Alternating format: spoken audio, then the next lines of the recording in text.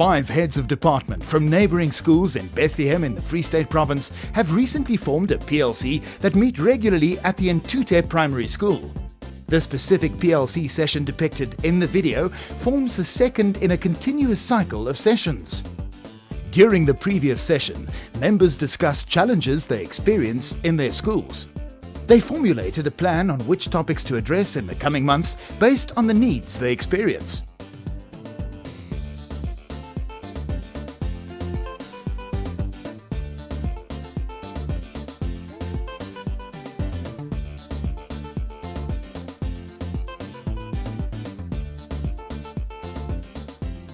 Colleagues, I'm happy that you honored this invitation for this PLC.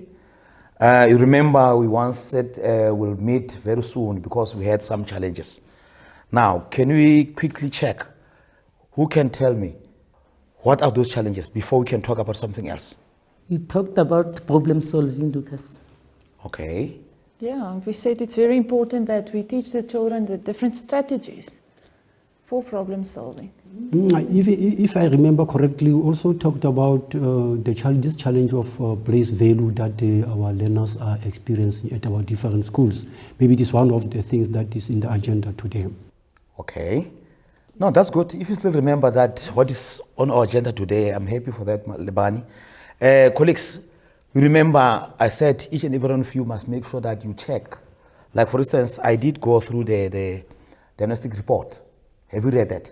Yes, definitely. I've gone through that and we found that there are a lot of challenges as far as the place value is concerned. Now, I think for today's meeting, our main focus will be on the place value. Then I think I'm going to invite everyone to be engaged in this process. Yes, you gave us the invitation. On that invitation, there was an agenda. That is why we brought some resources that we are going to share with the colleagues here with regard to the problem that we are experiencing. Okay. Yeah, do you know what, Lucas, what I've realized, place value and value goes hand in hand. And both of them must be taught simultaneously. You know what, it's very important. If the learners do not understand these concepts properly, they will surely struggle with breaking down and building up of numbers. And then this will also lead to the problem of writing the different number names. And they won't be able to do calculations with addition and subtraction. Okay.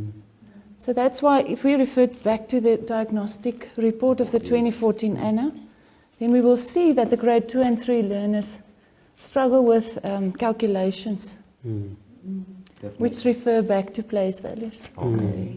So that's why it's very important that we teach place values properly. You are right, Liana, because what I've noticed is that I use different strategies, which I think it is effective. But to my dismay, I find that we still have got few learners who don't get the numbers right. Maybe if we are going to share what we are going to share, we will end up coming out here having been well equipped. Okay, okay, Lucas. Is it not easy if we can define the concept itself, the base value, so that we can be familiar with the concept? Yes, I mean, if we look at place value, the word place value indicates the place of a digit in a specific number. So I think that's important to first focus on the terminology of place value, and then the difference between place value and value, because the value shows refers to the value of the number in a certain place. Colleagues, can we just quickly check something? Don't you think we have to start with our learners test that you brought along? Okay. Can I start, Lucas, with this common paper? It is June 2020, 2015 common paper. And then the question was, the learners are supposed to underline the number. We have 200, the value of the number. We are having 215, and then they have underlined 1. What 1 does it stands for? And then if we need to say the value of that particular number, yes. And then this time, she got it right. She got it right. Yes. And then the other one, yes, it's fine with here. It's very fine here. All steps are being followed as requested. But let us look at this one. This one, the same question, where they're supposed to underline. Let us have a look. Okay, what did the child write there? Instead of writing 10, he is written 13. 134.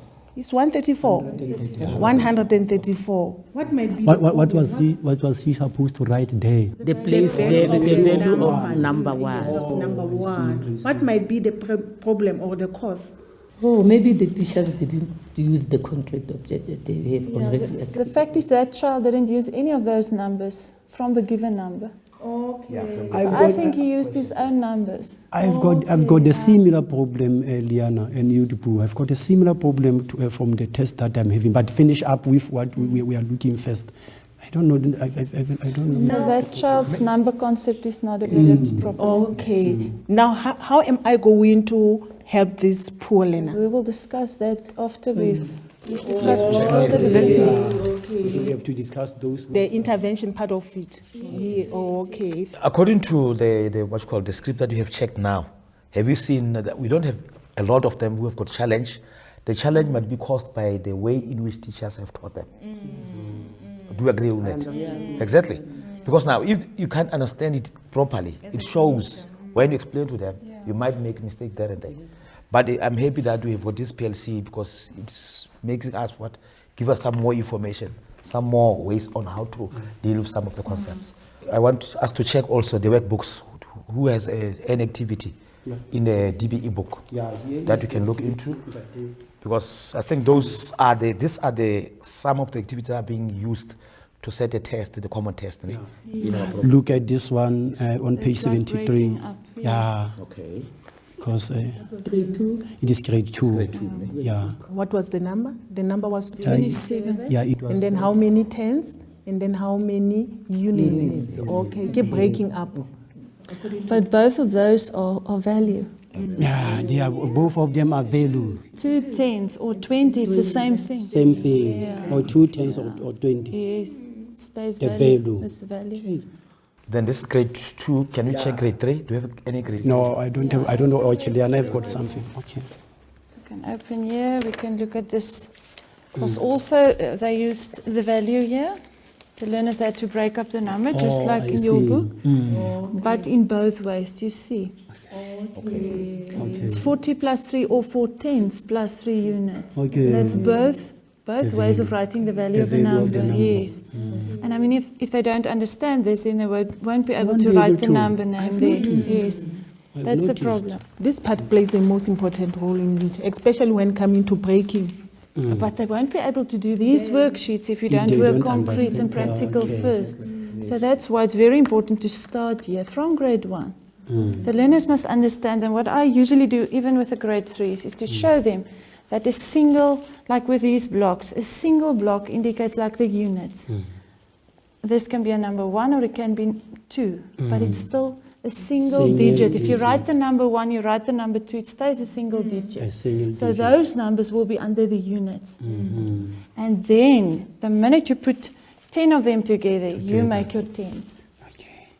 So if a number have 2 digits, like 10, 20, 30, and so on, it is, the number's got tens.